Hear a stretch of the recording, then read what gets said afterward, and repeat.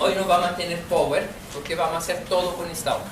Obviamente, esto es el mapa que le decía cuando tenemos un sufrimiento, cómo saber orientarnos y decir, ah, este tipo de sufrimiento o este otro tipo de sufrimiento, que este tipo de persona, este otro tipo de persona, cómo orientarse con este mapa. Usted puede saber qué hacer y qué pensar en los varios sufrimientos.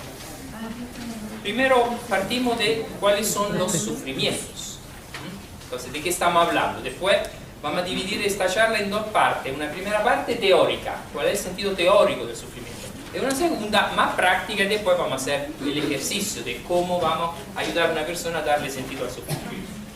Primero, ¿qué es un sufrimiento? Un sufrimiento, primero puede ser una enfermedad del cuerpo, un cáncer, una enfermedad terminal, neurológica terminal, una enfermedad de la mente, una depresión, una dependencia de alcohol, de droga, una enfermedad espiritual, falta de sentido de la vida, la persona quiere suicidarse, sufrimiento extremo, una discapacidad, la persona se va paralizando toda y pierde todas las funciones una después de la otra, un anciano no autosuficiente, eso, todas las enfermedades que pueden existir. Después tenemos los sufrimientos de los duelos. Los duelos es otra categoría de sufrimiento, las pérdidas. Todas las pérdidas que se pueden tener. La peor de las pérdidas son las catástrofes naturales. Tsunami, terremoto, inundaciones, etcétera, etcétera. Catástrofes naturales o catástrofes debidas a hombres, guerras, deportaciones, genocidio, etc. Todas las pérdidas por la naturaleza o por el hombre. También en el mundo de los duelos de la pérdida están los fracasos. Un divorcio, una separación, es una pérdida. Un desempleo, uno pierde el trabajo, o pierde la casa, o pierde el auto, un robo grande, etc. Un fracaso económico. Y la soledad, es como una forma también de duelo. La persona se queda sola. Esto, los duelos. Enfermedad, primer grupo, pérdida, segundo grupo de sufrimiento. Y tercer grupo de sufrimiento son las preocupaciones relacionales. Todos los temas relacionales, los sufrimientos relacionales que son los más numerosos de todos. Los conflictos intrafamiliares, los conflictos con los hijos, los conflictos por temas económicos, los abusos, los abortos, todos los problemas de conflictos interrelacionales me pasaron a llevar, etcétera, me invadieron el territorio, el tema relacional. Esos son los grandes conflictos de la vida. Ahora, tenemos que saberlo dividir, porque si no lo dividimos, no existe el sentido del sufrimiento en general. Existe el sentido del sufrimiento por este tipo de sufrimiento y por este tipo de persona. Entonces, primero tenemos que dividir el tipo de dolor. La primera línea, aquí está escrito dolor extremo o inútil, dolor medio o vencible y dolor leve o útil. ¿Cuáles son estos tres tipos? ¿Cómo lo hago a diferenciar estos tres tipos de sufrimiento? El primer dolor, el útil, sería el último, el número 3, el leve o útil, es el dolor que prácticamente lo puedo aguantar. Siento sufrimiento, pero es un sufrimiento que no me sobrecoge, soy yo que lo domino. Es cuando puedo con ese sufrimiento entender la vida, ver valores que están detrás de este sufrimiento, puedo mantener las relaciones. Realmente es el sufrimiento que me abre los ojos, me muestra una forma distinta de vivir, una forma distinta de existir. Cuando tengo este sufrimiento yo entiendo algo, me purifica, me educa, me mejora. Eso es el sufrimiento leve. Después hay el sufrimiento extremo, el medio e intermedio entre los dos. El extremo es, no hay un porqué, no hay una interpretación. La razón aquí no sirve de nada. Al máximo, a veces, me puede ayudar la afectividad, pero la razón no sirve. Ejemplo, son los dolores exagerados, inútiles, lo que aplastan, lo que no tiene sentido, como una enfermedad mental en una persona que estaba trabajando, estaba bien, estaba haciendo mil cosas, de improviso, un brote esquizofrénico, un brote paranoide, etcétera, etcétera. alucinaciones, o un cáncer de rostro, que es terrible, no sé si lo han visto nunca, o un joven que se queda paralizado y se termina toda su vida porque se queda paralizado, o en estado vegetativo. Tenemos una niña nosotros vegetativa y una mujer joven vegetativa en nuestro hospital, totalmente. Uno dice, ¿a qué sirve este dolor? Los niños que están con cáncer, dolor inocente, sin un porqué, sin una razón racional, los genocidios étnicos, dolores extremos. Aquí no hay ninguna respuesta racional, no se puede dar ninguna respuesta de la razón. La razón está completamente derrotada y no tiene palabra para decir ni una palabra con este tipo de sufrimiento extremo. No sirve la razón. ¿Qué sirve? A veces tampoco esto. Sirve la afectividad. ¿Por qué? Cuando la persona puede contar o gritar su dolor, como hemos visto la primera escena. Está gritando su sufrimiento, lo puede gritar, lo puede llorar. Entonces, l'única ganancia sobre el dolor es el gritar, nada más. Suplicar, implorar, gritar, llorar. Obviamente la victoria sobre el dolor es poder expresar el dolor. Visto que no le puedo dar una razón, una explicación racional, lo puedo expresar de manera emocional. O a veces expresar como cuento, como mito. Obviamente lo transformo en poesía, en arte, en tragedia. Si usted piensa en toda la ópera italiana, son todas tragedias de dolores tremendos, pero transformado en arte. Se puede transformar en arte, un drama, la poesía griega, el drama, la tragedia griega, viene del dolor transformado. No lo puedo explicar, lo transformo en arte. Y esto siempre cuando hay alguien presente y alguien que me escucha. Alguien presente en silencio y que me está escuchando. Solo cuando hay alguien se puede transformar. Si no, tampoco esto es posible. Imagínense si una persona está con un dolor inútil, que la razón no puede hacer nada y no tiene a nadie con que lo pueda expresar. Es terrible, es terrible. Madre Teresa de Calcuta hablaba de eso, dice, conmigo ninguna persona ha muerto desesperada, porque siempre tenía esta presencia que permitía, ¿no?, de darle un sentido al menos afectivo al dolor. El tipo de dolor, entonces tengo que saber primero hacer esta diferenciación de en qué dolor estoy, porque por cada tipo de dolor, vamos a ver, hay una respuesta distinta. Segunda elemento, segunda línea, ¿en qué momento estoy del dolor? ¿Es un momento inicial? ¿Es un momento intermedio? ¿O es un momento tardío? Si es el momento inicial, cuando la persona le han dicho, te murió un hijo, eso es el momento de shock total. Entonces estamos en el momento inicial, hay un tipo de sentido. Si estamos en el segundo momento, tenemos que hacer esto para solucionar este problema de pérdida de herencia, por ejemplo. Entonces hay la acción. Entonces el tema de la acción, podemos pedir esta cosa, hacer esta cosa, intervenimos, pedimos un préstamo, no sé, y es el momento de la acción. Y esto es otro sentido, cuando uno puede hacer algo para el dolor. Y si ha pasado mucho tiempo, el momento final del dolor es el momento de la interpretación. La interpretación, empezamos a razonar por qué sufrí tanto, por qué llegó este dolor, se podía evitar o se puede solucionar, o sea, darle una razón teórica, como vamos a ver ahora, y una razón práctica, un sentido teórico, un sentido práctico, un significado o interpretación. Y esto se hace con toda la ciencia humana. Si uno dice, ¿a qué sirve la ciencia materiales o naturales? Sirve para solucionar los problemas prácticos. ¿A qué sirve la ciencia humana? Para solucionar los problemas del dolor, del sentido de la vida y sobre todo el sentido del dolor. Tercera línea. Otra cosa que tengo que diferenciar, la persona. La persona es un endoblasta, un mesoblasta, un ectoblasta. Porque para cada uno hay una manera distinta de darle sentido al dolor. El dolor del San Camillo, que está ya haciendo cosas, dando sentido con la acción, es distinto del dolor de Orietta con Maxi. Allá estamos a otro nivel, estamos a un nivel completamente afectivo. Entonces, no puedo usar uno e intercambiarlo con el otro. El endoblasta, por lo que estaban en la clase de las reactividades constitucionales, el endoblasta es la persona que vive mucho el sentir, importante el placer de la vida, el bienestar de la vida, importante el amor, importante la calidad de vida. Y el dolor para un endoblasta es un drama total. El endoblasta frente al dolor se asusta porque no tiene la fuerza para luchar contra el dolor.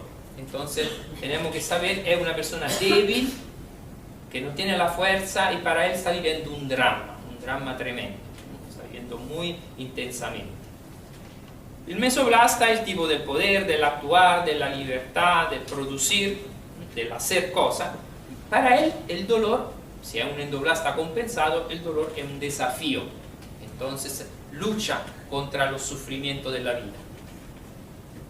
Y el último, el ectoblasta, el tipo de la verdad, del conocimiento, del pensar, del fantasticar también, del controlar todo el futuro. Y para el ectoblasta el dolor es una pregunta, es una duda. ¿Por qué estoy sufriendo? ¿Para qué estoy sufriendo? Necesito una respuesta, no puedo sufrir sin entender lo que me está pasando. Entonces él lo quiere vivir como pregunta y como respuesta, probablemente más de manera filosófica, el ectoblasta. Al endoblasta no le interesa nada de la filosofía. Y al mesoblasta tampoco le interesa qué podemos hacer en este momento de dolor. No he dicho la diferencia entre dolor y sufrimiento. El dolor es una palabra más general. Dolor todo, ¿no? El dolor del universo, el dolor de una planta, de un animal, de un hombre. El sufrimiento es cuando este dolor se transforma en algo existencial. Cuando yo estoy con este dolor, eso es mi dolor, se llama sufrimiento. Cuando lo estoy viviendo en carne propia y lo estoy viviendo, ¿no?, con toda una coreografía de emociones, de problemática, de drama, etc. Entonces el sufrimiento es más la dimensión existencial del dolor. Y aquí empezamos a dar una respuesta. La respuesta es esta cuarta línea. Prácticamente por cada tipo de dolor, por cada momento del dolor y por cada personalidad existen preguntas que ayudan a dar sentido al sufrimiento. Si estamos en el dolor extremo, inútil, en el momento inicial de choque, que para la persona endoblasta, la pregunta más apropiada es dónde y con quién. Yo a la persona le tengo que hacer preguntar estas dos preguntas. ¿Qué significa dónde y qué significa con quién? Primero, ¿con quién? ¿Con quién significa? ¿Con quién lo estoy viviendo el dolor? ¿Lo estoy viviendo solo? ¿O lo estoy viviendo con un amigo? ¿Con una persona que me escucha? ¿Con una presencia? ¿Con un voluntario? ¿O lo estoy viviendo con Cristo? Vivirlo con Cristo significa lo estoy viviendo con fe, con esperanza y con caridad. O me siento abandonado, fe significa abandono en Dios. Siento esperanza, siento que Cristo me está dando una esperanza, siento caridad. Esto vivirlo con Cristo, como Cristo, en Cristo, realmente hace parte de todo un documento del Magisterio que es la Salvifici Doloris, que es un documento del 84, si no me equivoco, escrito por Juan Pablo II después que le dispararon, ¿se acuerdan? Cuando Akcha le disparó en Plaza San Pedro, era el día de Fátima, se salvó y en esto no, luchar con la muerte, porque casi se estaba yendo Juan Pablo II. Pues ahora él pensó mucho en el dolor y pensó, dice, en la Iglesia Católica en 2000 años nunca han hecho un documento sobre el sentido del sufrimiento. Yo lo puedo hacer. Y escribió este magnífico documento que pero analiza sobre todo este aspecto. ¿Qué significa sufrir con Cristo, como Cristo en Cristo? Como todo. Nosotros aquí no tenemos tiempo para enfrentar este documento, pero la esencia está allá. Entonces, ¿con quién? Tenemos que ver si la persona está sola o está acompañada. ¿Dónde? Y otra pregunta en esta primera fase, cuando se puede, porque hay sufrimiento inútil, momento de choque, personando que tú en este momento no puedes decir nada y no puedes hacer nada.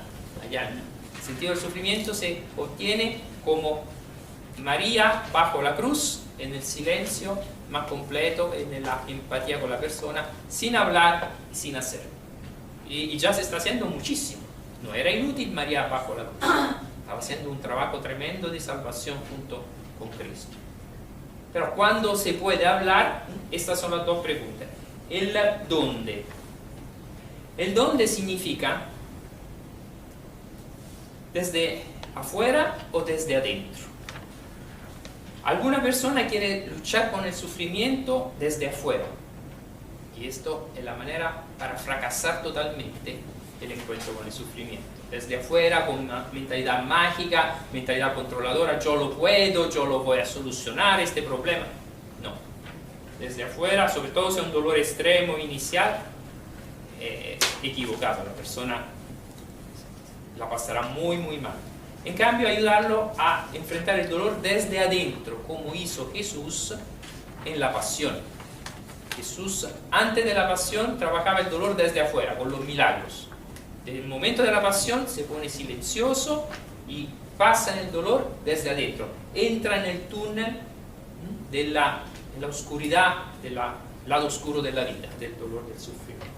Entonces esto desde adentro es muy importante, significa con el espíritu y entendiendo un concepto fundamental del sentido del dolor, que es el verdadero mal en una persona no es el dolor o el sufrimiento. El verdadero mal de una persona es el pecado. ¿Por qué? Porque el pecado te destruye y te anula totalmente, te aleja de Dios, te quita la identidad. En cambio el sufrimiento no te anula, el sufrimiento te puede incluso construir, renovar, purificar. Entonces vivir desde adentro es entender este concepto, que el mal es el pecado y no es el sufrimiento. Quitarle como su carácter de mal.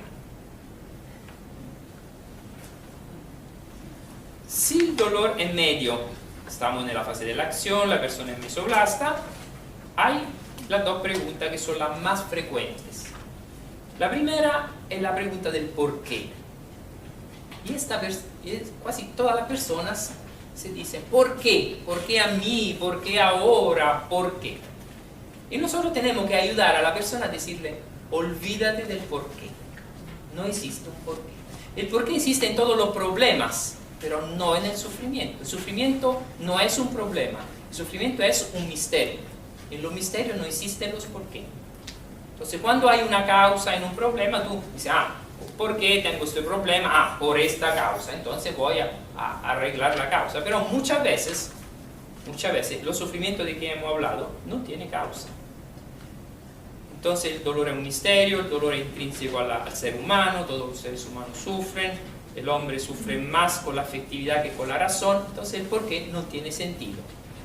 No sirve ni a solucionarlo el problema, ni a interpretarlo, ni a acompañarlo. Es la pregunta más inútil que existe durante el sufrimiento. Extraño, ¿eh? La pregunta que más se hace y la más inútil. Entonces, eliminamos esta pregunta. Solo si hay una causa y uno puede luchar para eliminar la causa, vale la pena de pedirse por qué. Si no, no. Pasamos a otra pregunta que me da sentido. Esta no me da sentido, no me ayuda a interpretar. La pregunta que más da sentido es el cómo. Y aquí entramos en las actitudes. Es muy importante el tema de la actitud porque vamos a hacer también el ejercicio sobre esto, las actitudes. El dolor yo no lo elijo, me llueve encima como una piedra y me aplasta, pero la actitud yo la puedo elegir. Soy libre en elegir con qué actitud enfrento este dolor. Hay personas que lo enfrentan de manera totalmente negativa, con actitudes negativas, rechazo, sinsentido, desesperación, rabia, miedo, huida, toda la culpa, negación, probablemente toda la actitud negativa de personas que generalmente tienen baja espiritualidad. Hay todo un tema, no sé si lo logramos hacer hoy, es el dolor, el sentido del dolor en referencia a la espiritualidad. Baja espiritualidad, veo un sentido. Media espiritualidad, más o menos, otro sentido. Alta espiritualidad, otro sentido.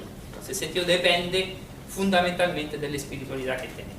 Entonces una persona con baja espiritualidad que ha cultivado poco su espiritualidad y su religiosidad ve todo esto: desesperación, sinsentido, rechazo, rabia, miedo, huida. Personas que están con espiritualidad media lo ve intermedio el dolor, lo ven como una prueba de la vida, como un castigo. Dios me ha castigado por mis pecados, como voluntad de Dios, ¿se acuerdan la imagen de Dios? Como resignación, ¿qué puedo hacer? Cuando le pregunto a los enfermos, ¿cómo estamos? Aquí estamos. Esta frase, aquí estamos, significa resignado. ¿Qué puedo hacer? Es más fuerte que yo, me tengo que resignar. Aguantar, también esto es un dolor ni positivo ni negativo. Aguanto, me resigno, estoy aceptando una cosa que no quiero, pero la tengo que aceptar necesariamente. En cambio, las personas que llegan a la alta espiritualidad, y son poquísimos, realmente logran hacer lo que hizo Jesús sobre la cruz, o que hizo una Santa Teresa de Lisieux, o San Alberto Hurtado, etc. Prácticamente el dolor de alta espiritualidad tiene tres características: el sentido del dolor. Primero, es voluntad de Dios positiva. Acepto y ofrezco este dolor. Acepto este dolor y lo ofrezco. ¿Por qué? Porque sé que este dolor tiene un valor inmenso para mí, para mi familia, para la humanidad entera. Entonces, primera es voluntad de Dios, pero una voluntad positiva, no es negativa, no me está destruyendo. Segunda característica del sentido de alta espiritualidad: este dolor es un dinamismo. Este dolor me pone en dinamismo, no me bloquea. A la otra persona que no tiene espiritualidad, el dolor lo bloquea completamente. Mi vida hasta aquí llega y no puede avanzar más. En cambio, cuando la persona tiene alta espiritualidad, dice: este dolor es una fuente de crecimiento. Este dolor es una oportunidad de desarrollo humano para mí, desarrollo divino, desarrollo espiritual. Este dolor es una escuela que me está dando un título que no me ha dado ninguna escuela del planeta Tierra. Entonces lo ve como un dinamismo. Y último, lo que estaba haciendo Jesús, consciente, es el dolor como misterio, como gracia y salvación. Dolor como gracia. Ahora, nunca ustedes intenten decir esto a un enfermo que está sufriendo. Nunca, porque lo manda a la punta del cerro y hace bien. Esto, la persona misma tiene que descubrir esto, que para él es un crecimiento, es una escuela, es gracia de Dios, etc. Hay personas que, si uno hace un camino con ella misma llegan a ver el dolor con este tipo de actitud. Entonces, tres tipos de actitud: la negativa, la intermedia y la positiva. Y esto es el cómo estoy viviendo el dolor.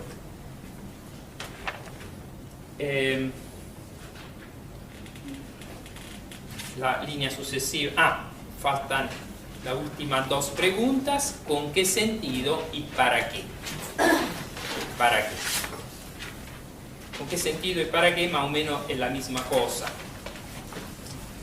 ¿Con qué sentido? Es cuando yo digo: ¿qué sentido tiene este dolor? ¿Qué está pasando en este sufrimiento? El sentido significa darle un horizonte más amplio. En vez que ver el dolor en sí mismo como el todo de mi vida en este momento es puro dolor por esta pérdida, por separación, esta relación, esta enfermedad. No, en vez de ver solo el elemento del dolor, uno ve el dolor en un horizonte amplio. Es un poco lo que decíamos con las emociones. Una cosa es ser sumergido por la emoción. Yo soy triste, yo soy ansioso, yo soy enojado. Y otra cosa, yo tengo una emoción de tristeza, yo tengo una emoción de miedo, de ansiedad o de rabia. Entonces, ¿cómo relativizar y ponerlo en un horizonte más amplio? Tener esta visión más filosófica, más de lejanía, de horizonte amplio. Esto es lo que da sentido. Y el para qué, el fin, es prácticamente decir que este dolor me hace crecer. ¿El para qué es? Depende mucho de la religión. Por ejemplo, el Islam, vemos el Islam, budismo, hinduismo y cristianismo. Incluso hebraísmo y cristianismo. El Islam dice: cuando tiene un dolor, Cuando tiene un problema, Dios o Allah lo quiso así. Tú no le puedes hacer ninguna cuestión a Allah. No puede pensar. Te evito, te prohíbo de pensar porque así lo quiso Allah y así tiene que ser. Entonces la persona ni se puede hacer la pregunta si es bueno, es malo, por qué lo tiene, para qué lo tiene. No, no se piensa, se vive y basta. Allah lo quiso así, porque no le puede discutir a Allah lo que te pasa. Buda, el budismo, previamente está prohibido desear. Todos los dolores derivan del deseo, entonces eliminar el deseo significa eliminar los sufrimientos. Entonces basta que tú aprendas a no desear más y tú vas a eliminar los sufrimientos. Esto es el para qué del budista. Para el hinduista, obviamente todo holismo, todo uno. Entonces quiere eliminar el sufrimiento, quiere dar un sentido al sufrimiento, tiene que entrar en el uno. Tú entras en el uno y pierde todo los dualismos, pierde todos los sufrimientos. Los sufrimientos son un efecto de vivir en los dualismos, en los opuestos, yin y yang, entonces en los dualismos. Entonces hace trabajo de contemplación, entra en el uno y pierde el sufrimiento. Da sentido al sufrimiento. El hebraísmo dice, elimina, si usted lee el libro de Job, elimina todo lo natural y entra en lo sobrenatural. Dios es misterio. Ahora mis ojos te ven, ahora te conozco no porque por lo que he sentido oír de ti, ahora realmente veo el misterio, y una vez que veo el misterio doy sentido al sufrimiento. Pero si veo solo lo natural, me rebelo porque ese sufrimiento es injusto. Era un poco la visión de Job. Y el cristianismo, nosotros, ¿qué sentido, qué para qué le damos al sufrimiento? Y esto es el final de la teoría del sufrimiento. Para nosotros el sufrimiento tiene dos para qué. El primero es un pasaje del mal, de la oscuridad de la muerte, al bien, a la luz y la vida. El sufrimiento me permite, el único que me permite hacer este puente del mal al bien. El sufrimiento es como lo que vive la oruga, que se transforma en larva, en gusano y después en mariposa. Entonces solo con el sufrimiento yo puedo pasar de oruga a mariposa. Quiero ser mariposa, tengo que sufrir. Uno dice, pero qué injusto este modo que Dios inventó. Pero sin sufrimiento no se vuelve uno mariposa. Y si usted lo ve, en toda la vida de toda la persona pasa este fenómeno. No hay ningún gran benefactor de la humanidad, ningún gran artista de la humanidad, ningún gran personaje que no ha pasado por un sufrimiento, o leve o grave, pero todo ha pasado por un sufrimiento. Sin depresión no hay obra de arte de ningún tipo, ni de música, ni de pintura, ni de arquitectura, siempre se pasa por el sufrimiento. Entonces es un pasaje, primer para qué. ¿Quiere un pasaje? ¿Quiere mejorar? Esto es. Y segundo, ¿para qué? Es que el sufrimiento es un camino natural y un camino sobrenatural. El camino natural es que me da el sufrimiento, el camino de lucha, de aceptación, lucha y aceptación juntos, ¿no? Lo que el objetivo de la pastoral de la salud. Un camino natural hacia mi interioridad. Solo con el sufrimiento yo entro en la interioridad. ¿Se han dado cuenta por qué el mundo de hoy, postmoderno, es un mundo que ha quitado la interioridad al ser humano? Y el hombre vive solo de exterioridad, solo de consumismo, solo afuera. Y le ha quitado la interioridad, probablemente le ha quitado la felicidad. ¿Cómo lo ha hecho? ¿Cómo ha obtenido esto tremendo cambio cultural que nunca se había vivido en la historia de la humanidad? Quitar la interioridad a una persona. Lo ha hecho quitándole sufrimiento. O sea, vivimos en un mundo donde todo es bienestar, todo está controlado, todo está protegido. Le quito sufrimiento, evito que la persona sufra y prácticamente le quito la interioridad. Le estoy quitando la interioridad, significa el camino de felicidad. Entonces el sufrimiento permite de entrar en la interioridad, entrar en contacto con el yo profundo, con sí mismo. Y un segundo, un camino sobrenatural, camino de fe, de esperanza, de caridad, camino hacia Dios, que es un camino de salvación y de vida plena. Entonces, eso es sufrimiento. Un camino natural, un camino sobrenatural, que me permite de llegar a la salvación, a la vida, a la interioridad, a mi purificación. Sin el dolor no podría caminar. podría tener este dinamismo. ¿Y esto es para qué? El dolor. ¿Por qué sufro? Para caminar, para pasar, para ir hacia lo positivo de mi vida, para ir hacia la salvación de mi vida. Y esto es la teoría del sufrimiento. Tenemos que ir ahora a la práctica, que es mucho, mucho más difícil. Mucho más difícil. ¿Alguna cosa abajo? La última dos líneas. Las últimas dos líneas son, el sufrimiento tiene que transformarse en tarea. Eso, la práctica.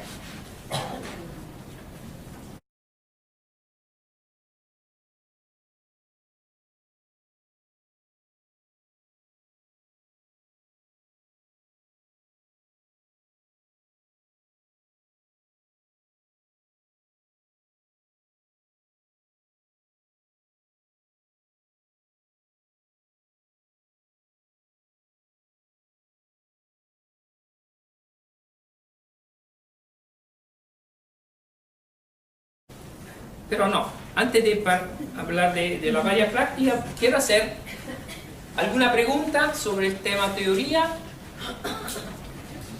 Sí.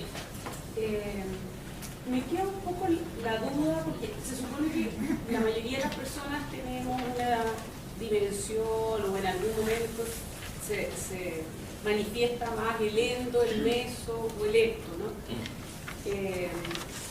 Entonces, básicamente eso qué quiere decir que cuando parte el dolor uno está más en lo endo, después puedo tomar conciencia y ahí puedo hacer algo y entra, digamos, el meso y el ecto.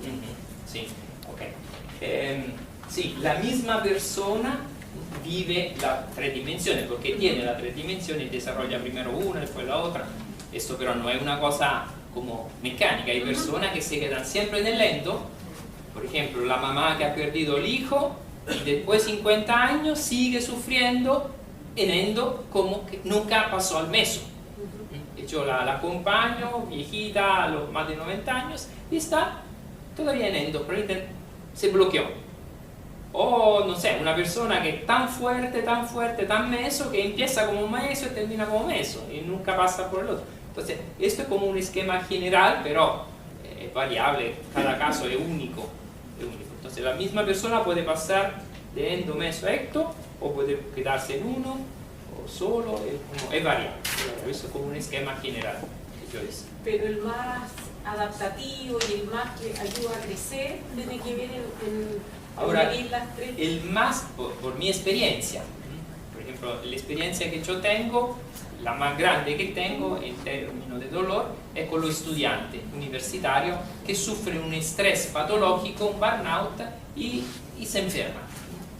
Entonces, ¿qué veo de estos estudiantes universitarios? Que prácticamente lo que mejor dan un sentido a su dolor son los ectoplastas. ¿Por qué? Porque los ectoplastas son los que más son reflexivos sobre lo que le pasa.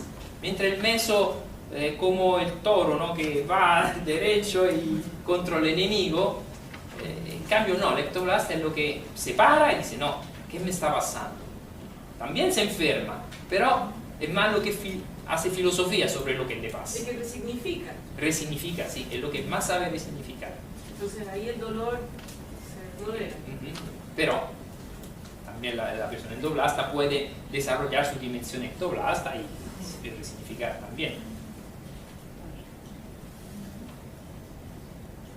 Vamos a la práctica. Le voy a contar 5 historias de dolor tremendo sobre la cual ustedes después los grupos que vamos a dividir 3 grupos. Aquí un grupo de personas prioritariamente endoblasta, aquí un grupo de personas prioritariamente ectoblasta y al fondo un grupo de personas prioritariamente mesoblasta. Estos serán los grupos. Quien no sabe de esto viene aquí y yo le digo. ¿Quién es? Y cada grupo elegirá uno de estos 5 casos. Entonces, escuchen estos 5 casos y eligen lo que le parece el más emblemático, el más útil para ustedes. Primer caso. Hospital de Pará, es un caso verdadero, no soy inventado para hacer el ejercicio, lamentablemente, caso verdadero, en Chile. Primer caso, estamos al 27 de febrero del 2010, terremoto grado 8, Parral, hay un hospital de más de 3 pisos alto, que pero los arquitectos y los ingenieros lo hicieron sin fundaciones. Entonces llega el terremoto, el hospital sin fundaciones, no puede tener, todo el personal asustadísimo escapa del hospital, el hospital se viene abajo y todos los enfermos, 100% de los enfermos, mueren. El personal se queda con un sentido de culpa horrible, horrible, horroroso. Y todo, nosotros como camilianos, por 9 meses ayudando a este personal a manejar ese sentido de culpa, a reconstruirse una vida, a decir, fue el miedo, no lo hiciste de propósito, pero era un dolor tremendo, tremendo. Entonces sí, servía primero el psicólogo, después el asistente pastoral, después vino de España, ¿no? Hicimos venir especialista en síndrome postraumática de estrés para acompañarse. Pero esto es un dolor. Segundo dolor, el mohicano. ¿Alguien ha escuchado hablar del mohicano? No. Estamos, yo creo, en los años 60, así me contaron. O años 80, no sé.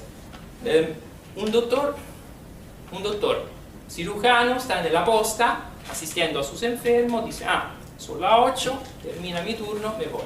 No, doctor, está llegando una mujer y un niño gravísimo de un accidente de carretera. Dice, no, son las 8, a las 8 tiene que venir el otro, yo me voy. Y se va.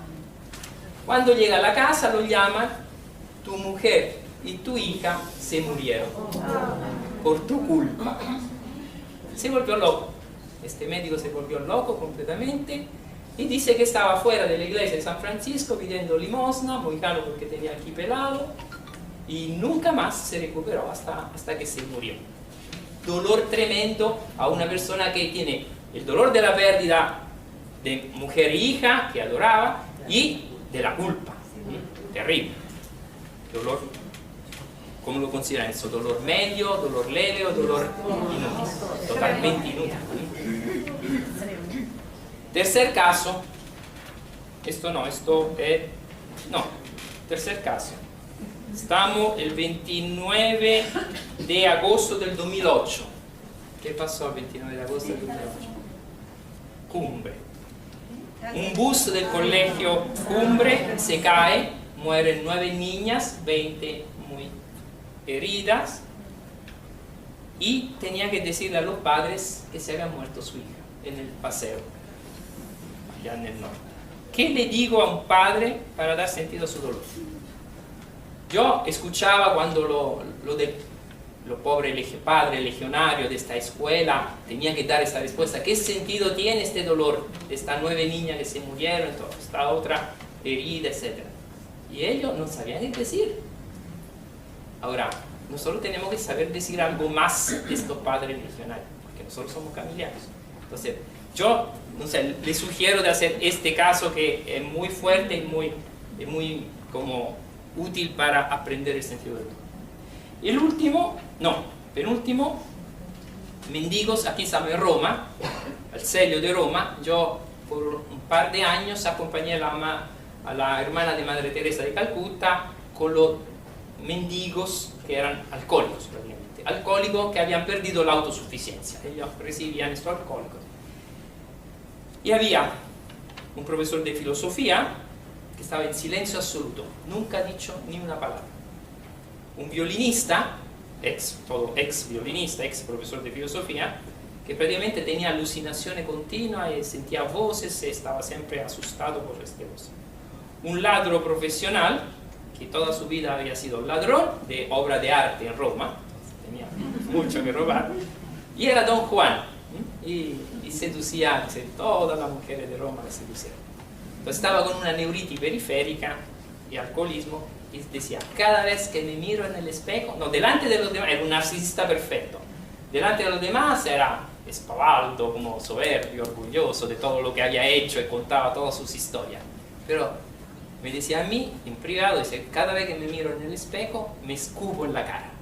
Se despreciaba totalmente por lo que había hecho, porque realmente había desordenado una vida total. Y el otro, un informador farmacéutico, que había hecho de todo para seducir a una religiosa. Cuando la sedució y realmente hizo lo que tenía que hacer, después le dijo, era una broma. Y después de esto le viene una enfermedad tan grave, prácticamente todas las dos piernas eran sin piel y no se podían más revitalizar con toda. Y prácticamente estaba con un sufrimiento tremendo del sentido de culpa. Había hecho una cosa malísima. Había quitado la vocación a una religiosa porque ella después se salió y solo por un juego. Eso alguno como historia, ¿no?, de lo que pasa, quiénes son los mendigos de la calle. Uno piensa, son personas que pueden ser de todo, del más alto al más bajo de las personas. Último sufrimiento, siempre en Chile, 1820. Que han visto la película, eso de la historia de Chile, Diego Portales. El sufrimiento de Diego Portales, que me impactó mucho cuando lo vi. Le muere la hija neonata. Primera hija, le muere. Nace y muere. Y él también, con mucho dolor, le grita, ¿por qué? ¿Por qué me tiene que morir una hija? Llega el padre, el sacerdote, y le dice, tu hija, esta muerte de tu hija es una bendición. Porque con esta muerte tu hija ha llegado a la resurrección. Y él se enoja aún más. Lo peor que le podía decir el padre. Nunca se dice esta cosa. Después de poca cosa, todas personas que no estudian pastoral de la salud y no estudian sentido del sufrimiento, dicen esta cosa. Y lamentablemente los sacerdotes no estudian el sentido del sufrimiento, porque es una materia de especialización, ¿no? Saben alguna cosa, pero no saben cómo estructurarla como estamos haciendo nosotros aquí. Después de poco, que ha muerto la hija, le muere también la mujer, de sepsis puerperal. Y allá se descompensa totalmente. Diego Portales entra en una iglesia y con toda la voz, con voz a grito, le grita a Dios con toda la rabia que podía, no entiendo tus designios. Has matado primero a mi hija y después me ha matado mi mujer que yo adoraba. ¿Qué pecado te he hecho? ¿Por qué me castigas así?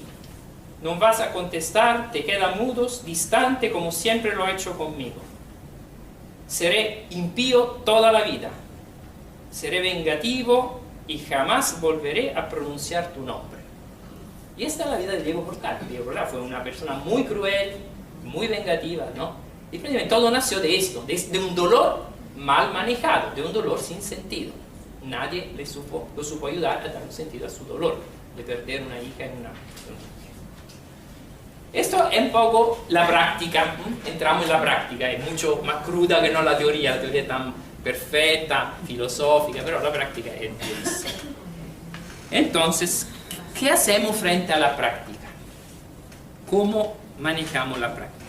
Le voy a decir primero lo que hace Viktor Frankl frente a la práctica, cómo él ayuda a las personas y después hacemos prueba por ello. Viktor Frankl dice, tengo que superar un dolor, tengo que darle sentido al dolor, tengo que transformarlo en tarea. En tarea. Transformar el dolor en tarea. Depende del tipo de dolor y depende del tipo de persona. Por ejemplo, un tipo meso con dolor inútil. Es una enfermera muy dedicada a su trabajo, que está trabajando mucho, le viene un cáncer inoperable, con metástasis, está en la cama desesperada, añora su trabajo, quiere trabajar, no puede porque está enferma, no hay esperanza humana. ¿Qué dolor es? ¿Inútil o medio? Para ustedes.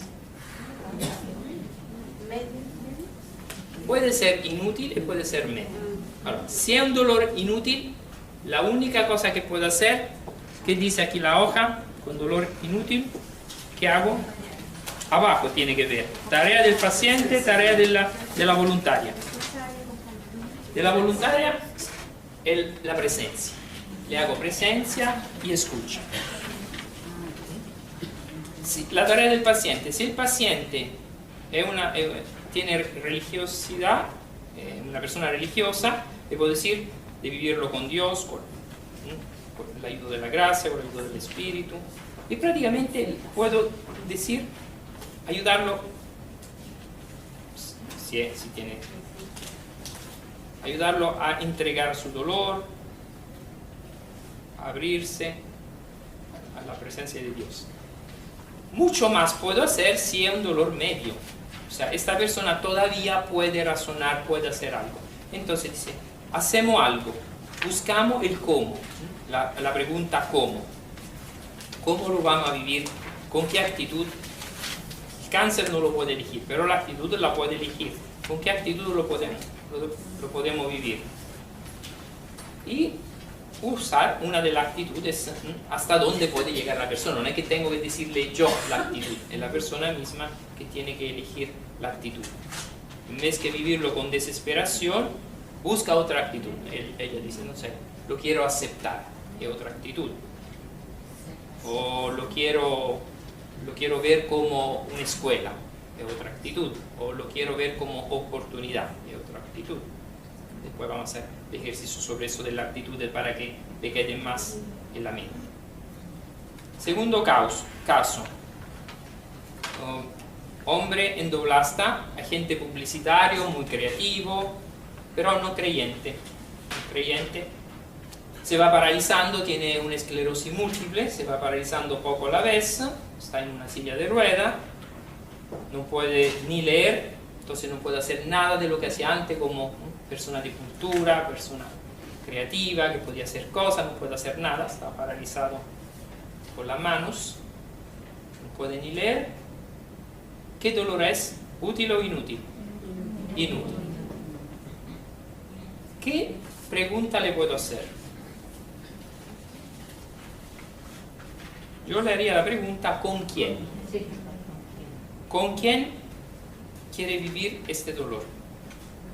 Entonces, aquí dice Viktor Frankl, la generosidad y el sacrificio es la forma con que él puede vivir ese dolor. O sea, preocuparse por la otra persona, por lo que lo van a visitar, decirle gracias por venirme a visitar, amar todas las personas que lo rodean, o sea, vivir este último periodo de su vida con amor y con agradecimiento, con una relación con la otra persona, sentir el amor por la otra persona, es lo único que puede hacer, si es un endoblasta.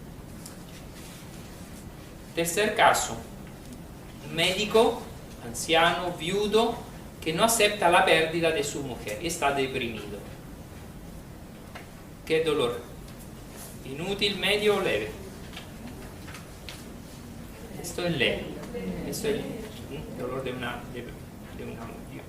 ser viudo en tarda edad, es leve. ¿Qué pregunta le puedo hacer?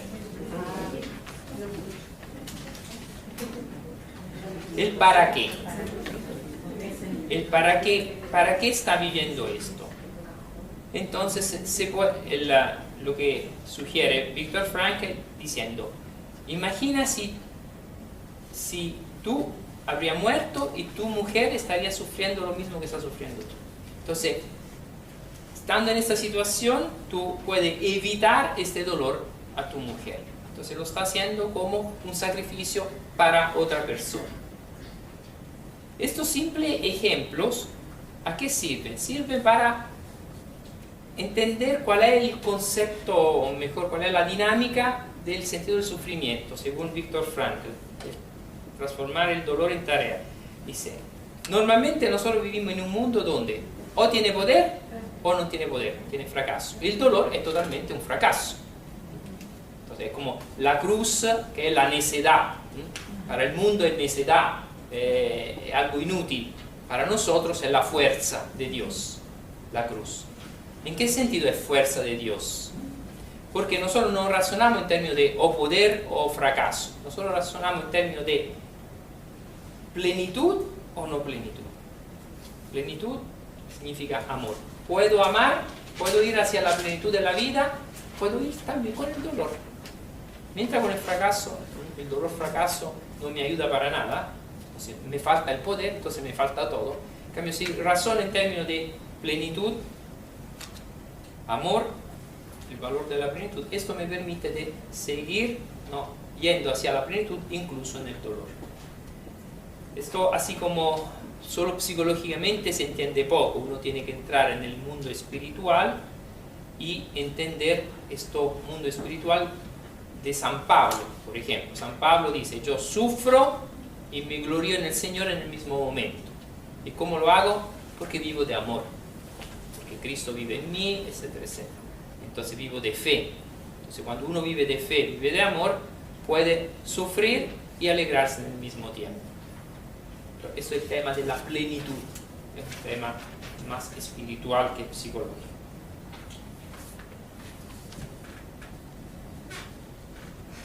Ahora,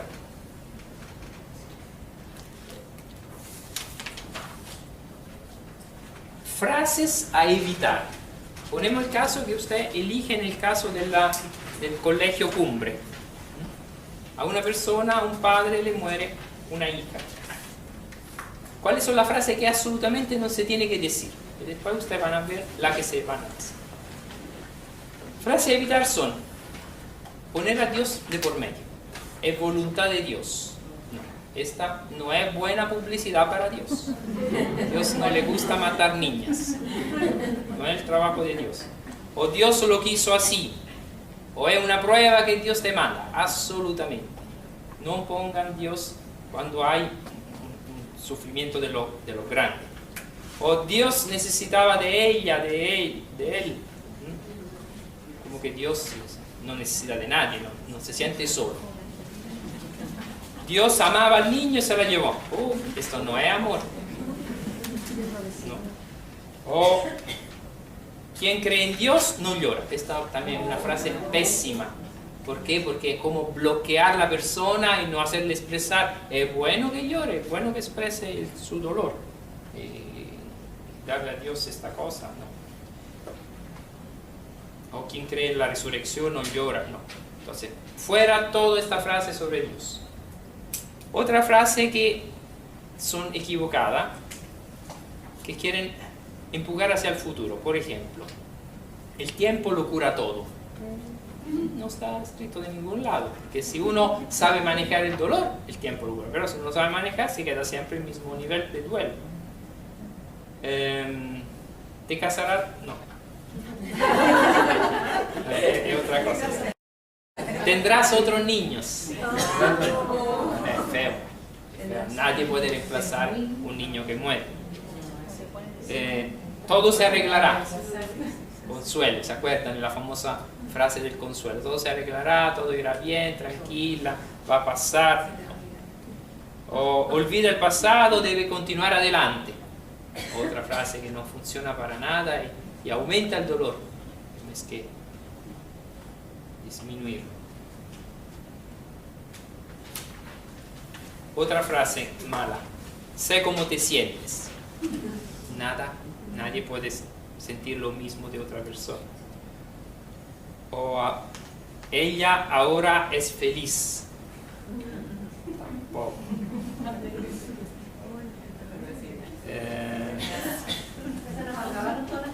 Se acabaron todas las que usábamos. No hay más. No, hay muchas más. Esta yo la he escuchada, realmente destruyó una mamá. Esta, por ejemplo: sé fuerte por los niños. ¿Por qué destruyó? Porque ella fue fuerte y todo, había perdido el marido, en este caso. El marido se había caído de un andamio y se había muerto. Y se queda con 3 hijos, 3 o 4. Obviamente, sé fuerte por los hijos que eran pequeñitos, de variedad.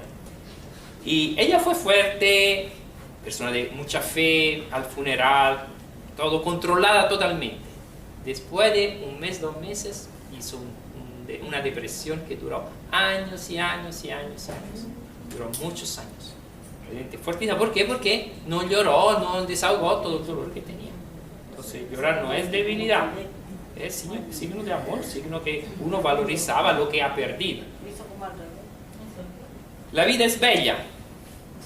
No.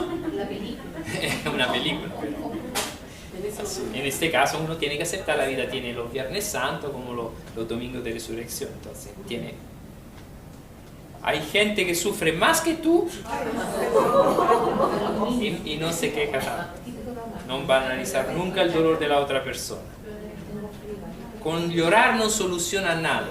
También es como bloquear el tema de llorar. No llores, con llorar no soluciona nada. Es como vívelo solo racionalmente, absolutamente. Ok, esa es una frase mala. A evitar que hieren. Tiene que decirnos qué podemos decir porque por qué. Si no el ejercicio no vale, se lo hago yo. Ahora entonces, ¿entienden? Tenemos un buen tiempo esta vez para hacer el ejercicio, para desarrollarlo. Entonces, uno de estos casos eligen como grupo endoblasta, ectoblasta y mesoblasta al fondo. Elijan un caso y después, ¿qué frase le vamos a decir? A decir, como acompañamiento, la clase que hemos hecho la otra vez de relación de ayuda, hemos hecho 2 clases, como relación de ayuda y como sentido del sufrimiento. Entonces tiene que buscar varias frases en un sentido y en el otro.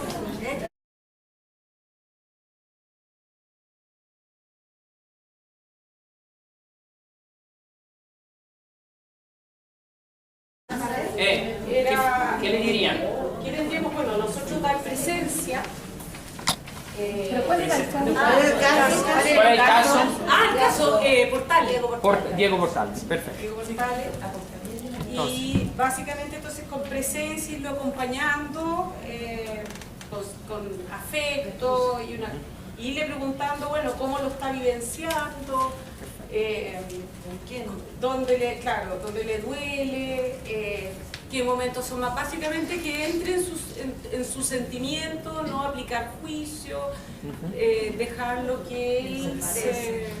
Sí, muy bien. Entonces, y después para atrás, porque después te decía esta cosa de la escucha empática, entonces después de escuchar esto, devolverle lo que él no había hacerlo dicho. hablar.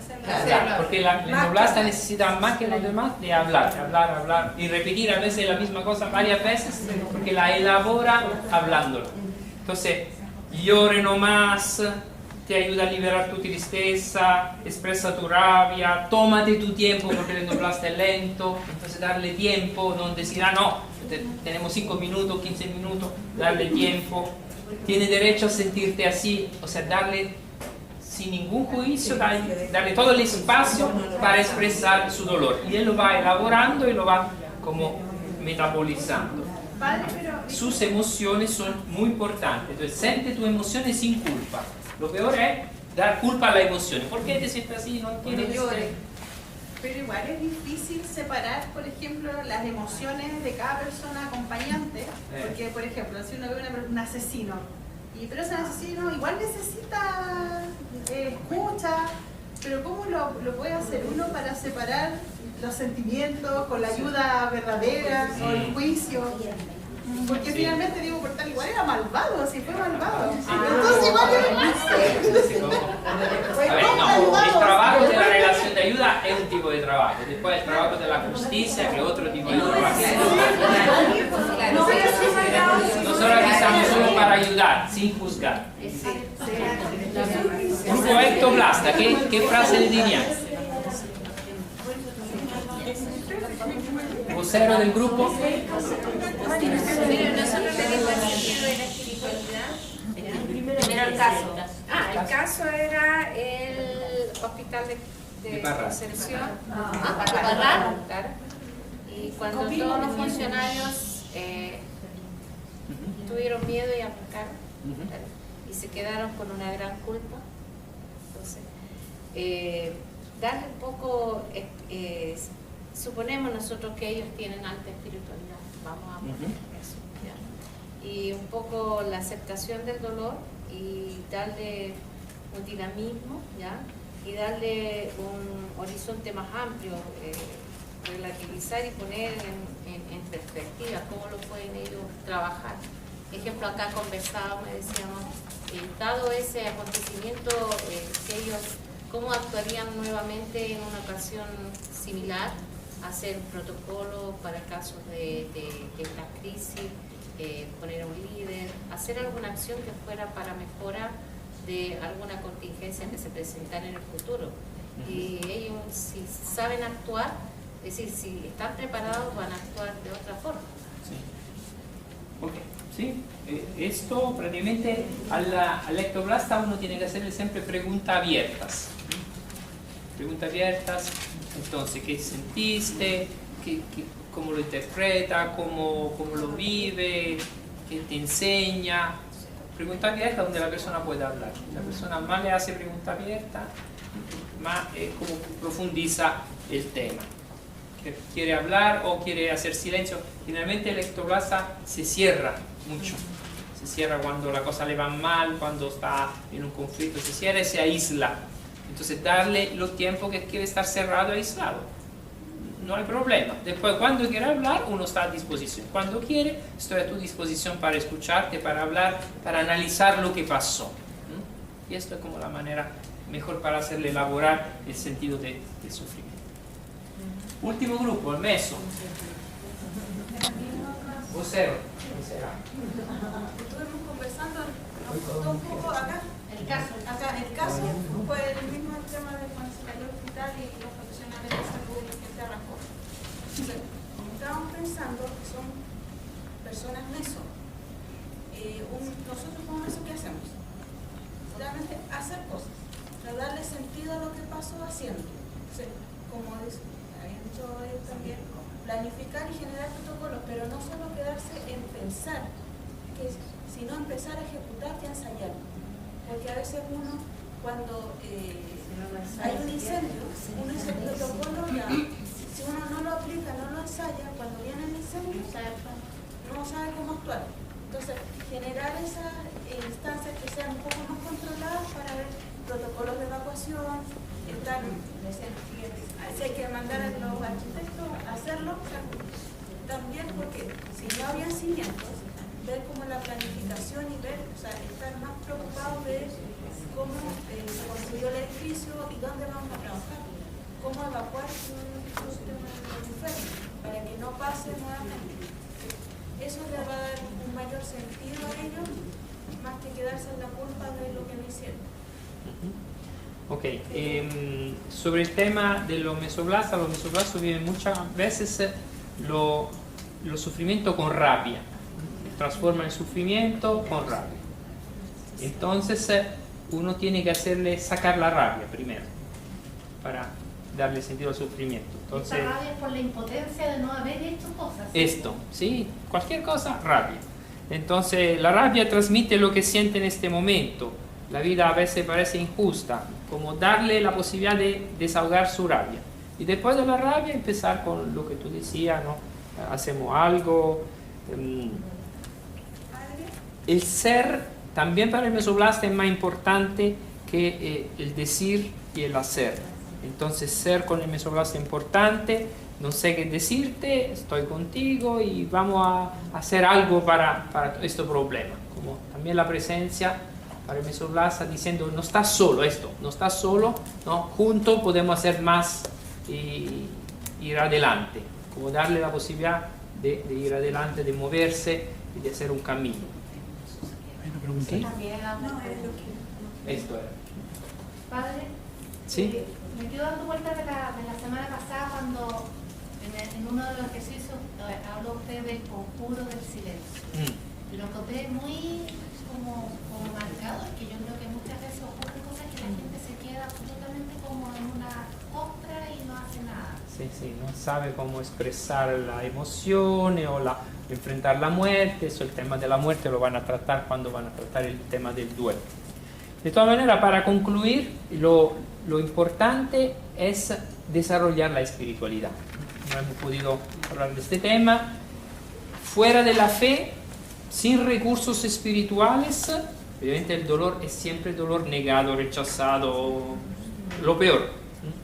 En cambio, cuando los recursos espirituales son poquitos, uno tiene una religiosidad natural, con Dios a mi servicio, con yo que soy el centro, el dolor más o menos un poco mejor, es como prueba, un poco mejor. Pero siempre cuando nosotros desarrollamos los recursos superiores de la persona, el dolor cambia completamente de sentido. Entonces no es el sentido en sí, no es un tema del dolor o del evento, es un tema de la espiritualidad. Listo, completamente. Entonces, trabajar la espiritualidad es lo fundamental, en este tema. Ok, es todo. La próxima vez, la caridad, el sentido de la caridad, que significa amar.